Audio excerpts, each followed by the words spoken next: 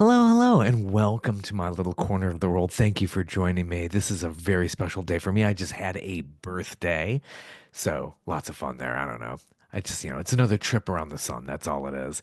Well, thank you so much for joining me today. Again, I have on the program AJ Croce. This is one of my favorite interviewees that I have had on this podcast for many years now, and written about AJ, did print articles about AJ. I did a video feature about AJ. You can go to my LinkedIn page and see the feature I did back in 2017.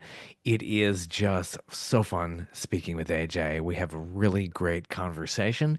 We talk about his new album, which is just out. Get it wherever you get your music. It's a lot of fun. There's a whole bunch of different genres on this album that he hasn't really done before. So I hope you enjoy this. You in sunny or Orlando? I am. I just pulled in, got off the bus, and here I am Thanks. backstage. Thanks so much. When is sound check? I don't want to keep you too long here. Oh no, no, I'm good. Yeah, how's life? Great. It's a little chilly here in the ATL Yeah, as we I are. bet. Yeah, I know Nashville is frigid right now. So Yeah, you get even more in the wintertime, which is yeah, like, we're not used to this. It's I like know, I know.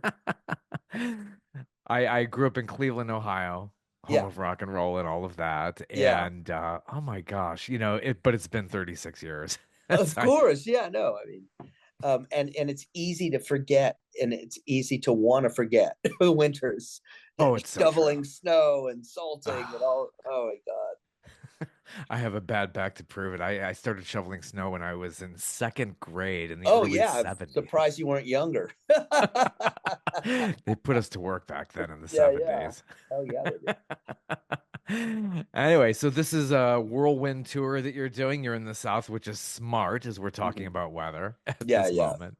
yeah. So, a very, very good strategy going through Florida first. And as we get into springtime, you start moving up north. So, Yes, how is life on the road? You're still doing it after I all this am. time. I am. It's been good. 3 years of the Croce Plays Croce tour. It just kept on going, and it was so much fun.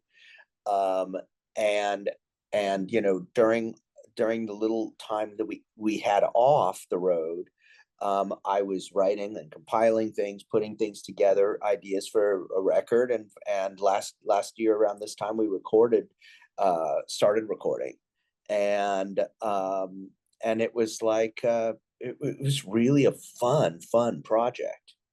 Yeah, what made it different this time? This is now 10 albums in now? 11. 11. Oh my gosh. I know 11 tracks as well as that. Was that on Yeah, even yeah. for, okay. Not an accident. Just, yeah, happenstance as Yeah, it always is. yeah. Cool. Yeah, it was. I don't know. You asked what made it special. There were a lot of things. I think there was a camaraderie with the band. I'm touring with such legendary players.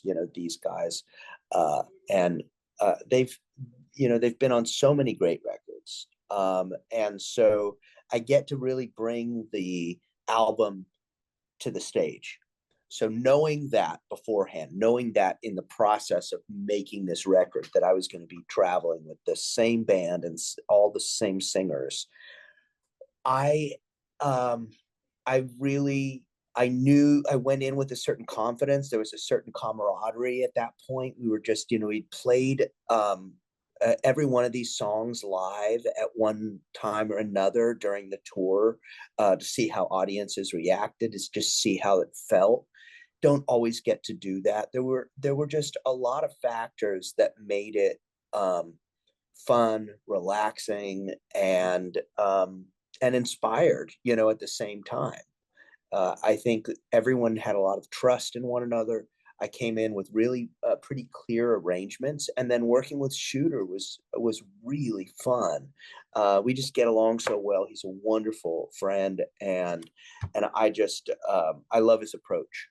Shooter Jennings, that name comes up. Work with Brandy Carlisle is I Yeah. had been saying, yeah, what I mean, a total veteran. So it must have been great. It's great to have a producer who makes you feel comfortable as you're putting a project together, working in the studio. It must really be a really good feeling when somebody like that who's a veteran can help you out. And it's funny you say that because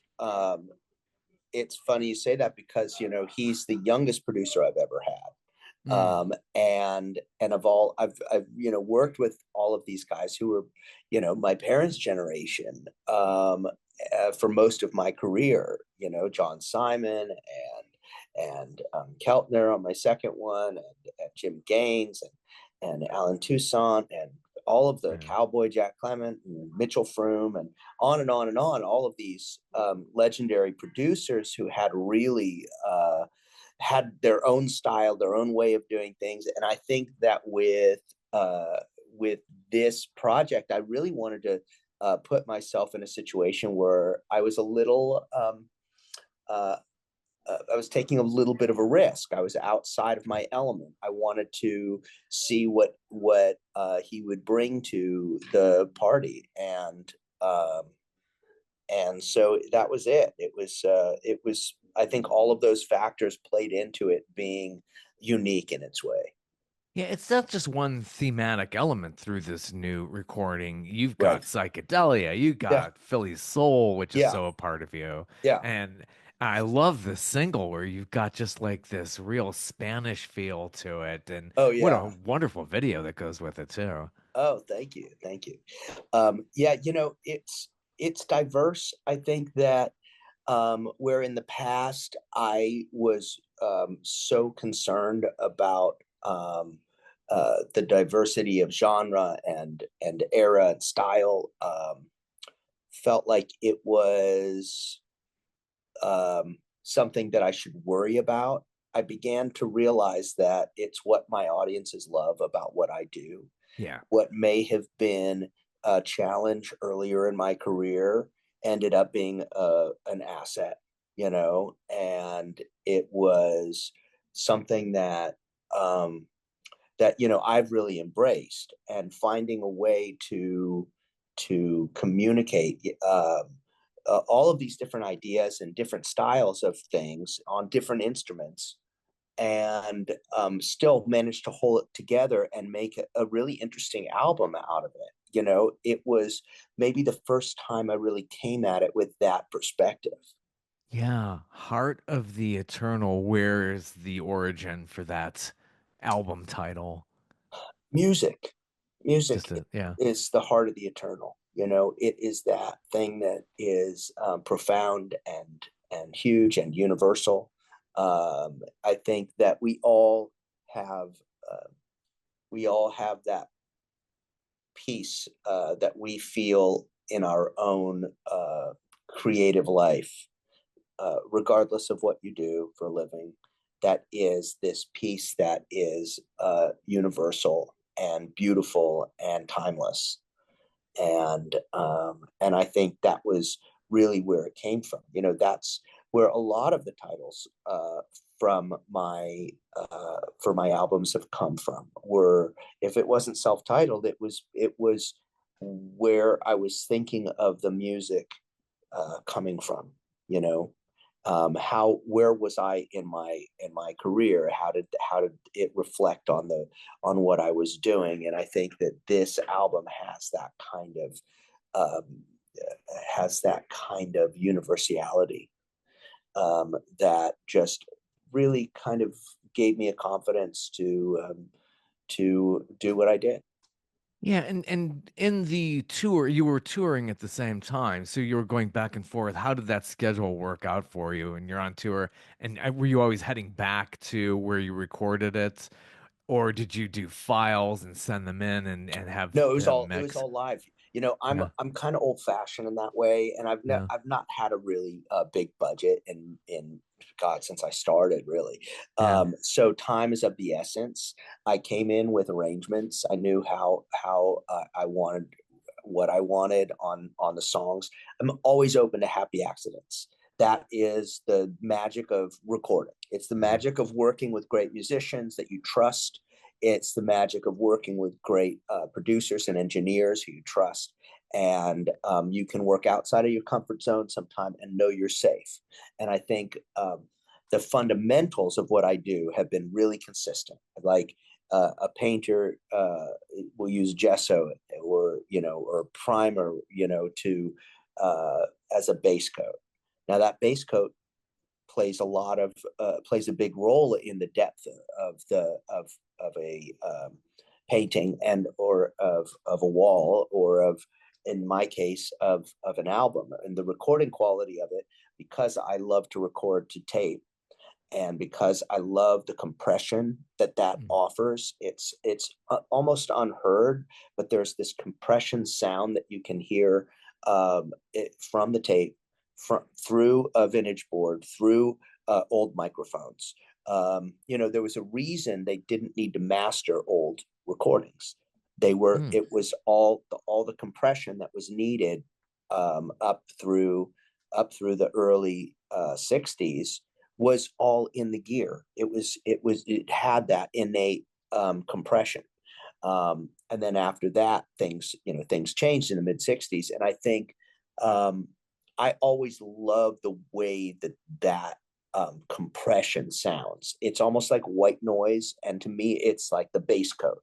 Now we've got that bass coat. What are we going to, how, that's fine and good, and that can be great, but we got to paint something great to fill the space and make it beautiful.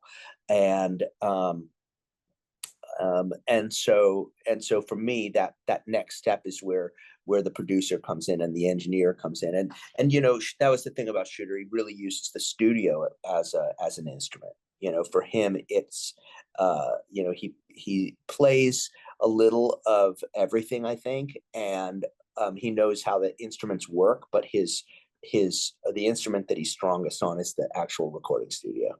Yeah. You recorded straight to tape. Was this all analog?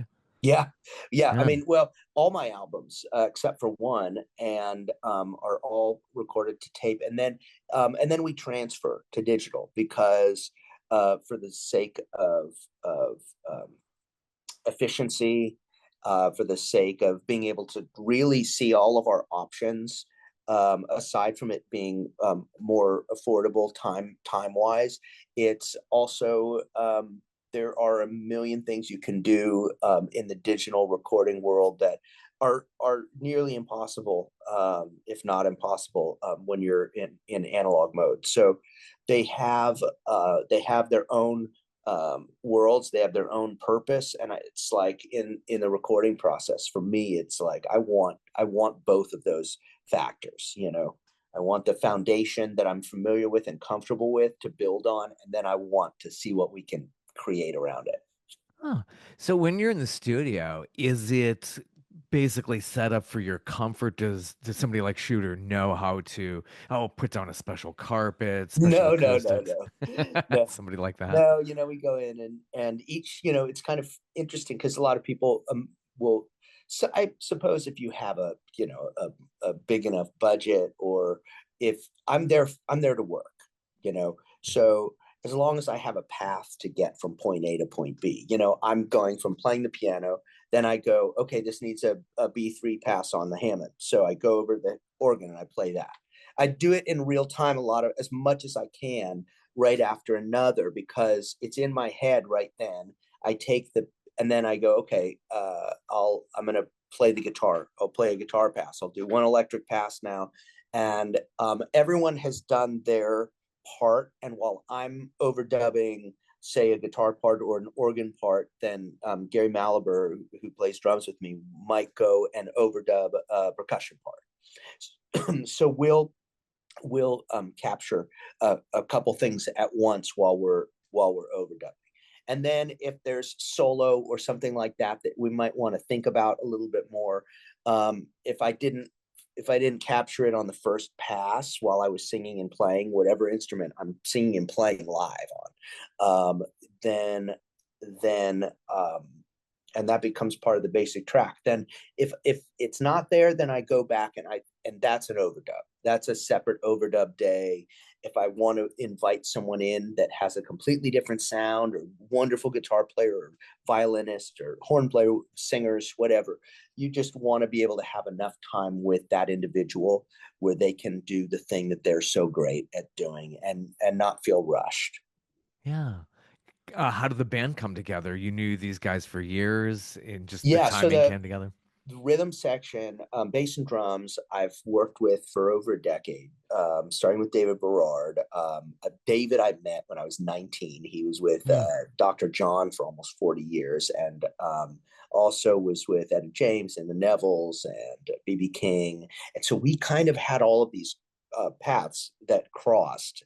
Uh, Certainly, beginning with meeting him through Dr. John, but then also because of the fact that I had done so many shows with the Nevilles, and also had toured with BB King, and also had been a stablemate, label mate with Etta, and had played Yeah. with her. So we had a lot of connections, and we had lost touch, and Alan Toussaint connected us again when I was working with him. Around 2014 or so. And then Gary Mallaber, of course, I'd known his work from, Moondance and Tupelo Honey and those iconic, Van Van Morrison Morrison records, stuff. Yeah. and all those records he played drums on, and vibes and whatever else he did. And but he was the drummer with Steve Miller Band for Yeah. 28 years, and on all those records, Joe Walsh, Frampton, Springsteen, Bonnie Raitt, America. I mean, he's been on hundreds of iconic records. So we met in a demo session in Los Angeles, where he lives, probably almost 20 years ago. But it was like maybe about 10 years ago. I was needing a really solid drummer to come in, and he was like the perfect person, and was really into it.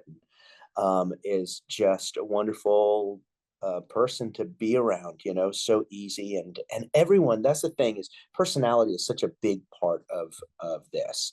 And it's like I've never met a studio musician, or for that matter, a veteran touring musician who's truly great at what they do, that is not wonderful to be around. It is half of the job, is just being Yeah. a decent person and being, easygoing, and so, and then James Pennebaker, who plays guitar and violin with me, he's also a wonderful steel player, multi instrumentalist, great utility player. Um, I met him, God, 30 years ago. We were on Austin City Limits, Huh. and James was playing guitar and steel and fiddle and maybe mandolin with Leroy Parnell. We were both on Austin City Limits. They do two bands a night, and Yeah. they don't necessarily show it that way, but they record too. And so I met him there. Really nice guy, and we reconnected when I moved back to Nashville. I guess it was 2008 or something when I first moved there, and I connected with him. And then when I moved back, I was kind of in and out of town for a couple years, and I reached out to him.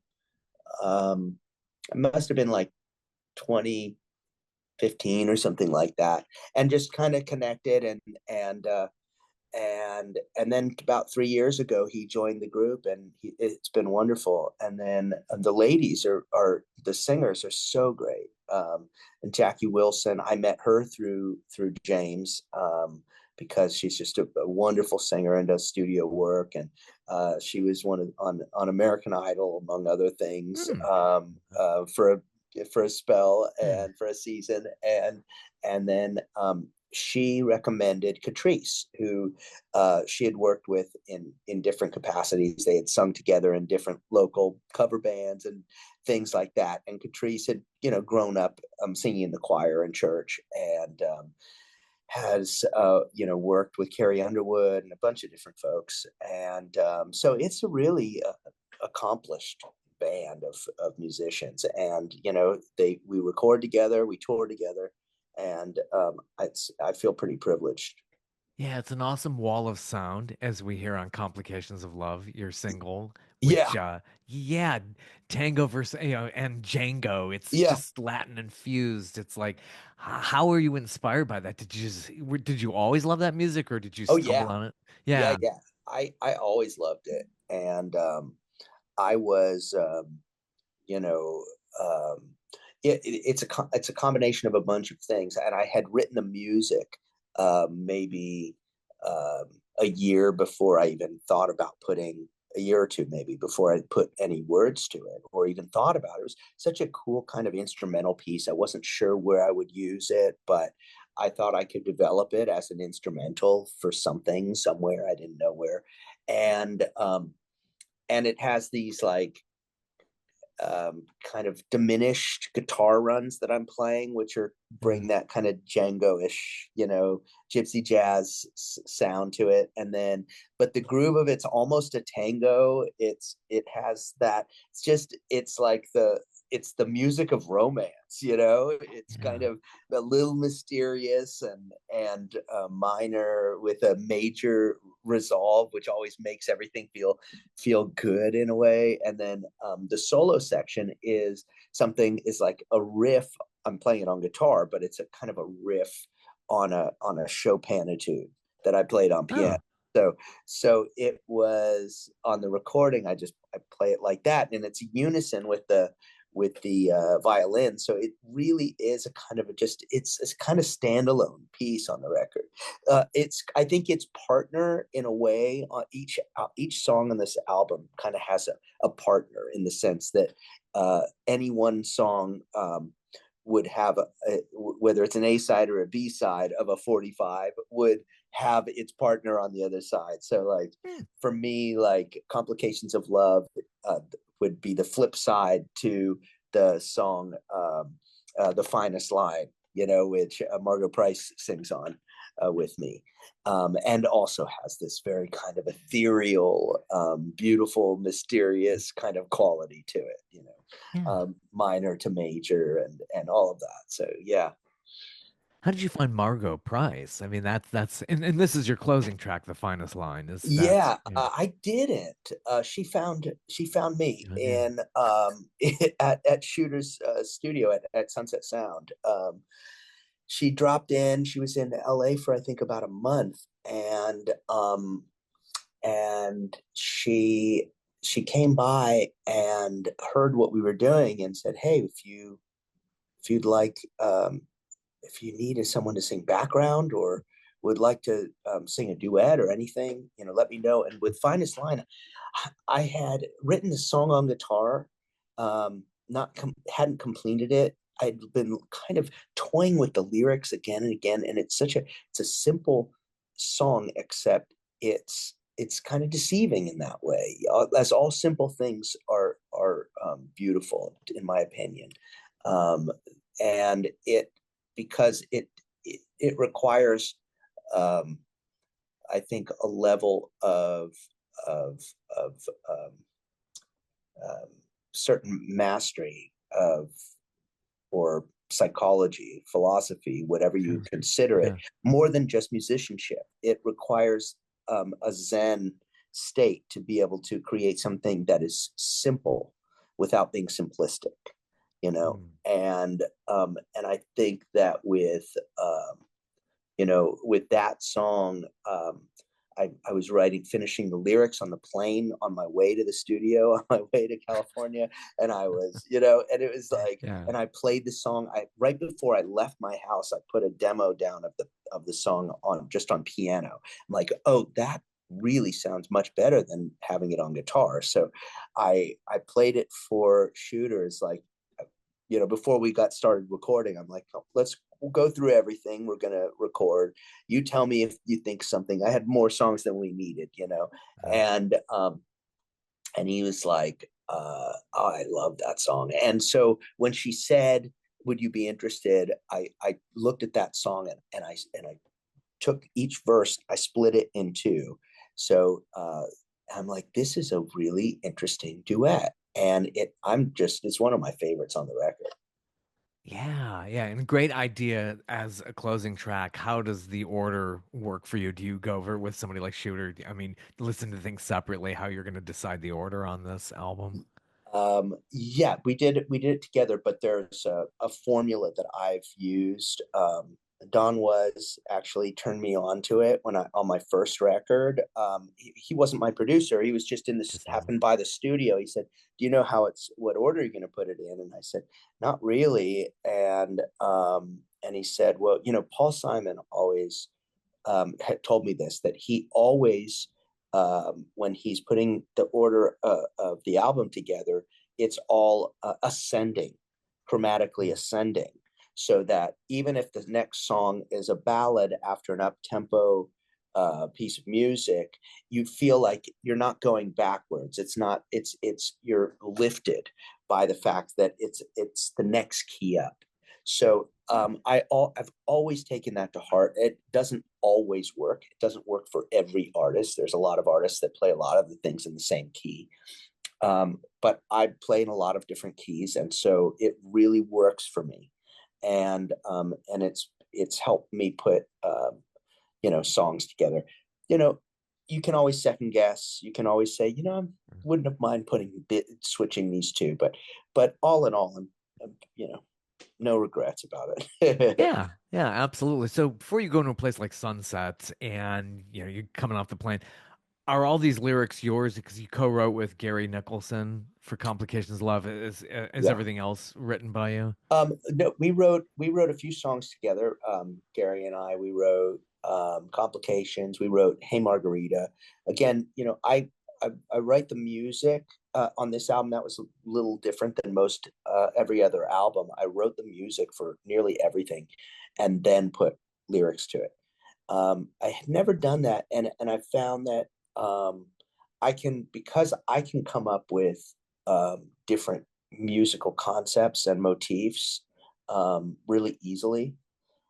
I like to find something that sort of has a melodic story or a rhythmic story anyway, and it really did inform the stories. It informed what this song was going to feel like. So when I played Hey Margarita, which is something that I had written the music for, it was like it's like I don't know if you're familiar with Hubert Sumlin, who was the guitar player with Howlin' Wolf, Hmm. but he had this really wonderful knack for playing a riff that became kind of the sound of the song.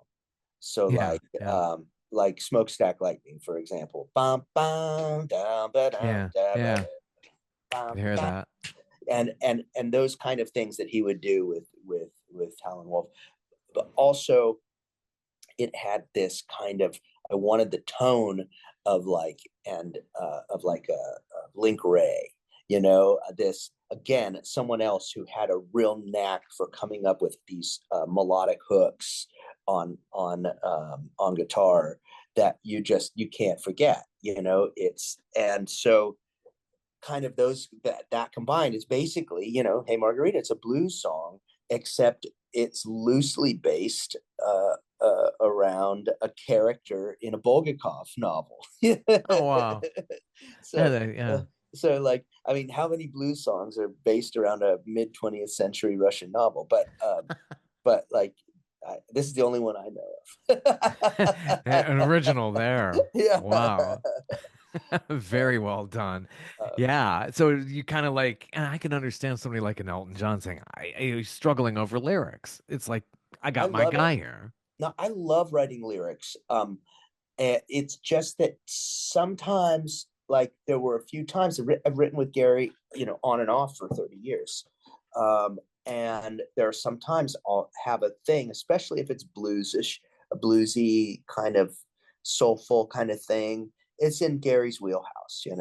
I wrote with John Oates on this. We wrote Reunion, which was first it was the title track for his latest album, and then I recorded it completely different key. We put the verses in different order, and yet it really holds up. And and that was, a lot of collaboration on this.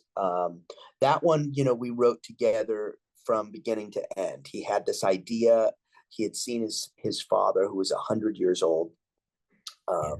This was beginning of last year, and he said, I'm ready for my reunion. I'm ready. I'm ready to go. I'm ready to go and see the people that I have been missing, and that's that's exactly what he did at 100 years old. And I just thought, what an interesting idea. And he was like, I kind of hear a gospel thing, but he was playing it in 4/4 time, and I said, there's no gospel in 4/4 time. I said, it has to be in six Yeah. eight or 3/4, Oh, and and and so I put it in 6/8, and it just all of a sudden it kind of clicked, and we had it. With the single that's out right now, I got a feeling. Again, I had the music for it.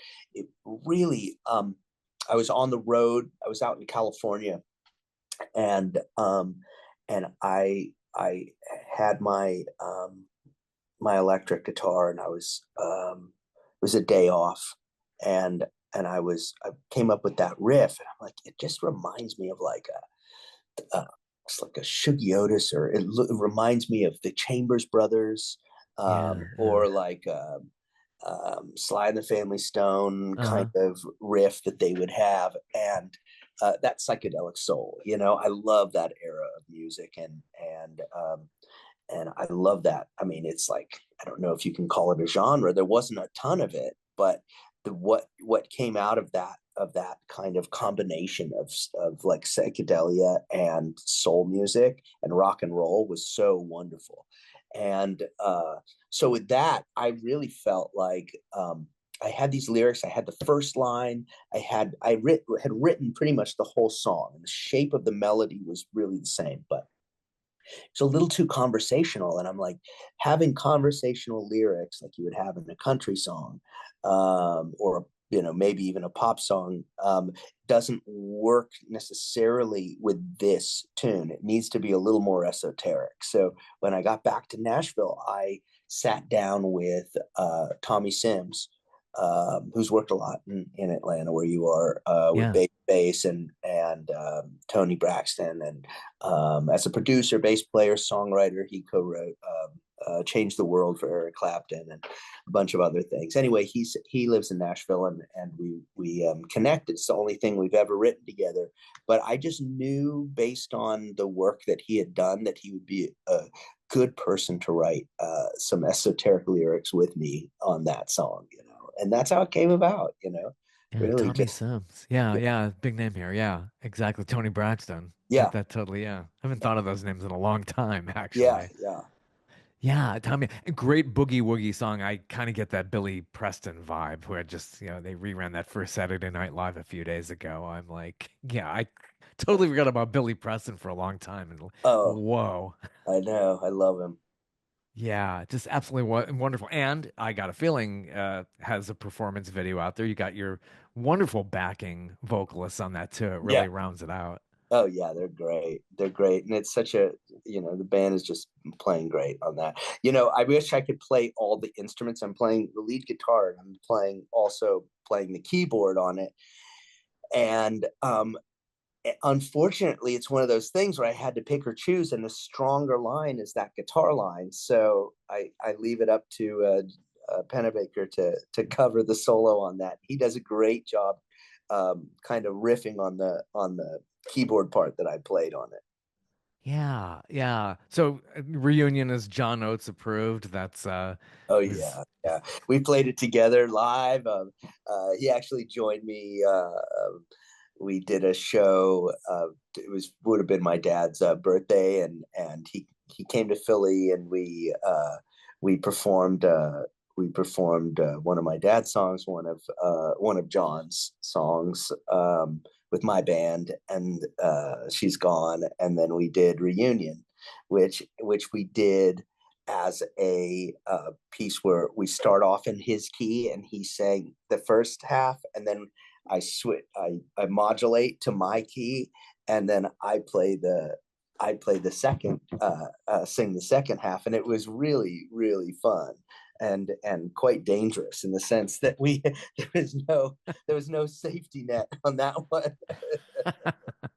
We had a Yeah, great time. yeah. A lot of people know, that's the Philly connection there, Yeah. and so much soul that he has. It's just, I love that voice. It's just like was so complimentary for all those years, and him Hmm. going out there very Hmm. recently. He just came here. You guys have played similar venues here in Atlanta too, like including Eddie's Attic, which I always Oh, bring I up. haven't. Yeah, it's been a long time. Yeah, we'll be back. We'll be back. I know we played the Cobb last time. I think that's where we're playing again, but I'm not sure. I'll be in the fall. Cobb Energy Center has got really decent acoustics. I really like seeing shows there. It's a Yeah, good venue. it sounded great. It really did.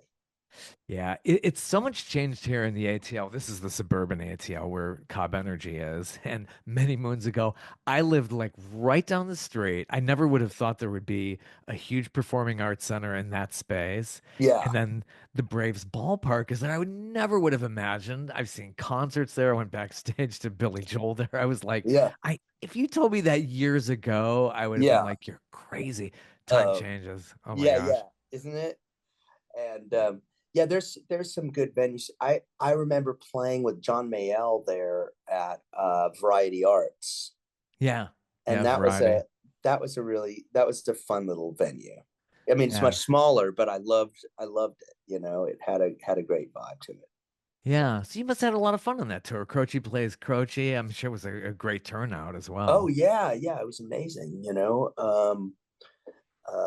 It's this is it's really interesting. I avoided it for my entire career, performing Yeah. my father's music, and as you know, Yeah. and then as I embraced it in a really what felt a very natural way, and embraced the songs and the stories and everything about creating that show. It took a lot of time to put together.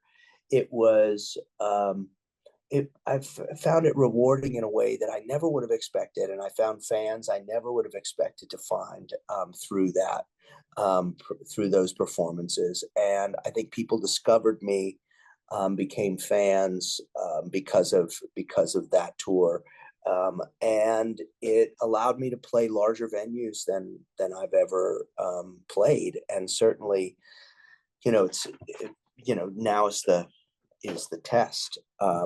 Out on Heart of the Eternal, after playing all of those wonderful theaters, will I be able to sell them out again? That is the nightmare that I have every Yeah. night is, It's tough. Yeah. will they come? Will they come to hear me? And not that I don't include some of my dad's hits, but it's geared towards the new album and geared towards my music and for over the last 35 years. Yeah. But it does have a lot of similarities to the Croce show. After doing that for 3 years, it really some of those songs really became a part of the set of what I would want to perform, because they suit me in a way. I found a way to do them in a way that was really complemented my style. Yeah, I think it's a good idea to bring back some of the covers. Like Mm-hmm. even John Oates he'll do a couple of those Hall and Oates songs, put them towards the end. Hey, you want to hear my 80s song here? I'll do it now, Yeah, towards the end. yeah. And nothing wrong with that. I think people, it's what gets them in there.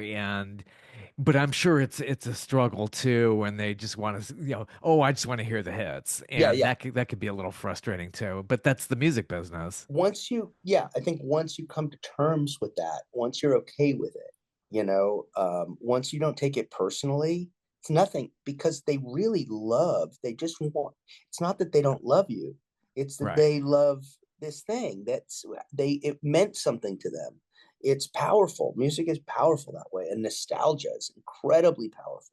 Our past, uh, you think of where you hear any song, and of course there can be things that change the way you hear a song as you get older. Mhm. It might be a song that never resonated, and all of a sudden you hear it in a different place, in a different context, at a different age, and all of a sudden it's relevant. Yeah, yeah, it's so true with especially the legacy artists who struggle with their own catalog, and some have to play the same thing over and over, and I'm sure they get sick of it, but like that's what the people paid for to come in and see. Well, and it's what they're paid for, you know. Yeah. And so I think if you can, as long as you can be at peace with the fact that maybe the work that is, maybe most resonant for an audience is not your most recent work for any number of reasons. Some of it's just timing, some of it's just is marketing and people just hearing it.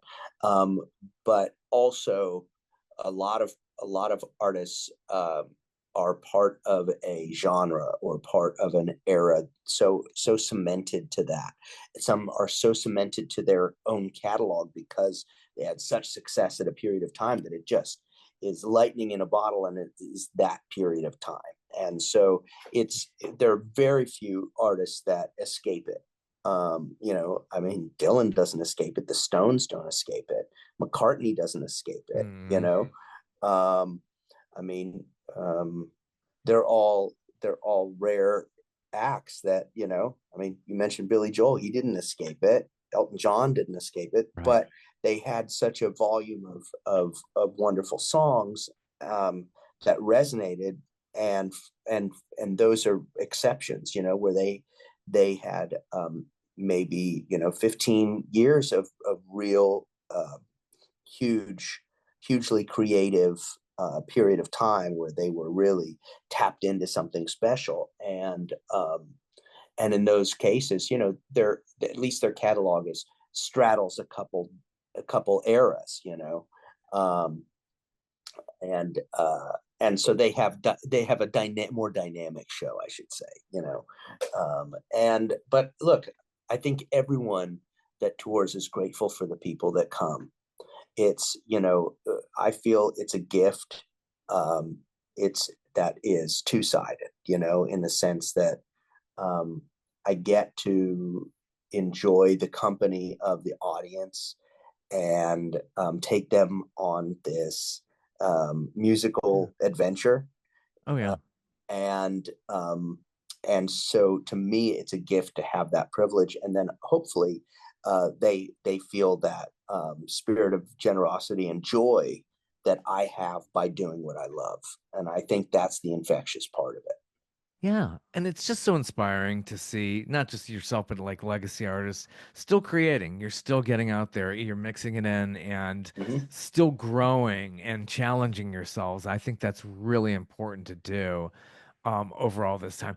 Now, this new album, how long did it take to record total when you went out to LA? 9 days. Yeah, that's amazing. Yeah, you hear about people who toil over, oh, Steely Dan. I was watching some documentary about them, how long it Yeah. took to do. Oh No my one has a gosh. budget like that. I Yeah. mean, maybe a few people, but very few people have a budget like that. Um, there are some people that have amazing home studios. Generally, with home studios, people just toil for way too long, and they overshoot the mark. If it and So like being in a great recording studio where you have a lot of external input, the way they did, the way that a lot of you know Bowie albums, Mm. he came in without anything, and wrote in the studio. I've always dreamt that I would be able to do that. We even if it was just for a song, just like go like, okay, just do whatever you can think of. I want more didgeridoos. I need 20 mandolins for this. No, I'm joking, but Yeah, like yeah. but like uh not to overproduce it, but to be able to have the time to actually really listen and re-listen. It's less about playing and more about like getting inside of a piece of music, and and figuring out maybe how to make it simpler than more complicated, like I was talking about earlier. Yeah, yeah, that's so true. I mean, it brings me to Peter Gabriel, who just he will say, "No, I'm just doing really the bulk of this is my new stuff," Hmm. and puts it out there, and it's just amazing. But gosh, somebody who can toil forever on something, Right. it's his volume is amazing, his output is incredible, but yeah, it takes a while. Yeah. Oh, yeah. And there are some artists um, who are, I think, privileged in the sense that they built a career out of being um, both, truly brilliant, um, unex like um, you don't really know what to expect, and that becomes like in my generation. I think of Beck, or I think of like Fiona Apple, Mm. or I think of like um, of a number of artists who have a very set sound, so you kind of know what their voice is, but you don't know where it's going to go. And if they say, I'm just doing this new album or this new concept for the tour, you would still go because you want to see what their concept is, because they work with such interesting people. They collaborate with such great musicians and producers and engineers, and you kind of want to see and hear where their heads were at. And there's not a lot of artists like that. I think Elvis Costello was like that, and Tom Waits Yeah. was like that, and but but they're older now, and it's different. And I think they had careers for most of their career that they could pick and choose, because it at times maybe it was a cult following, at times they might have had a popular audience that was a little bit bigger, but it was always pretty much based on their artistic uh, approach, Yeah. more than just a song or a sound. Yeah, that is incredibly true. Yeah. It's just it's really great, and it's great you're getting out there, and the crowds are coming in, and you have a good connection with the audience for as long as you've been performing live. And this is going back to the San Diego days. So Yeah. yeah. Yeah. Well, best wishes on this tour. Stay safe on this tour, and we hope to see you soon. All right. Thanks, Bob. Take care. Take care. Bye-bye. And thank you so much for stopping by. It has just been so fun. I love speaking with AJ, just a multi-talented musician, gifted songwriter. Thank you so much. See you next time.